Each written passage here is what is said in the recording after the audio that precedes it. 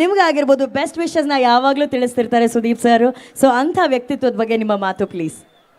ನಮಸ್ಕಾರ ಚಿತ್ರದುರ್ಗ. ನಿಮ್ಮ ಊರಿಗೆ ಬಂದು ತುಂಬ ತುಂಬ ತುಂಬ ಖುಷಿ ಆಗ್ತಾ ಇದೆ. ಈಗ ಸುದೀಪ್ ಸರ್ ಬಗ್ಗೆ ಹೇಳಬೇಕಂದ್ರೆ ನಾನು ಯಾವಾಗಲೂ ಅವ್ರನ್ನ ಸ್ಕ್ರೀನಲ್ಲಿ ನೋಡಿದ್ದೆ, ಅವರ ಸಿನಿಮಾಗಳನ್ನ ನೋಡಿದ್ದೆ ಮತ್ತು ಫಂಕ್ಷನ್ಗಳಲ್ಲಿ ನೋಡಿದ್ದೆ. ಯಾವತ್ತೂ ಅವ್ರನ್ನ ಭೇಟಿಯಾಗಿ ಅವ್ರ ಜೊತೆ ಮಾತಾಡಿರಲಿಲ್ಲ. ಸೊ ನಮ್ಮ ಪೆಪ್ಪೆ ಸಿನಿಮಾದ ಟ್ರೈಲರ್ ಲಾಂಚ್ ನಂತರ ಸಾಕಷ್ಟು ಸಲ ಅವ್ರನ್ನ ಮೀಟ್ ಮಾಡಿದೆ, ಅವ್ರ ಜೊತೆ ತುಂಬ ಟೈಮ್ ಸ್ಪೆಂಡ್ ಮಾಡಿದೆ. ತುಂಬ ಖುಷಿ ಆಗುತ್ತೆ. ಸೊ ಅವರು ಸ್ಕ್ರೀನಲ್ಲಿ ಹೀರೋ, ರಿಯಲ್ ಲೈಫಲ್ಲೂ ಅದೇ ಥರ ಒಂದು ಹೀರೋ.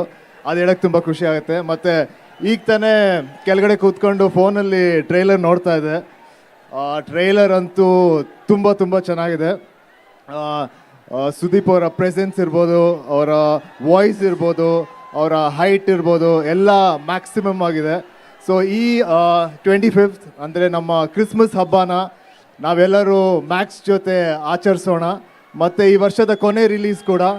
ಸೊ ಎಲ್ಲರೂ 25ನೇ ತಾರೀಕು ಥಿಯೇಟರ್ಗೆ ಹೋಗಿ ಈ ಸಿನಿಮಾನ ನೋಡೋಣ. Thank you. ಒಂಥರ 2025 ಬರಕ್ಕಿಂತ ಮುಂಚೆನೆ 2024 ಎಂಡಲ್ಲಿ ನಮಗೆ ನ್ಯೂ ಇಯರ್ ಬರ್ತಾ ಇದೆ ಮ್ಯಾಕ್ಸ್ ಚಿತ್ರದ. ನಂದೊಂದು ಕಂಪ್ಲೇಂಟ್ ಇದೆ ಸುದೀಪ್ ಸರ್. ಇನ್ನೊಂದು ಇಲ್ಲೂ ಕಾಯ್ತಾ ಇದೀವಿ.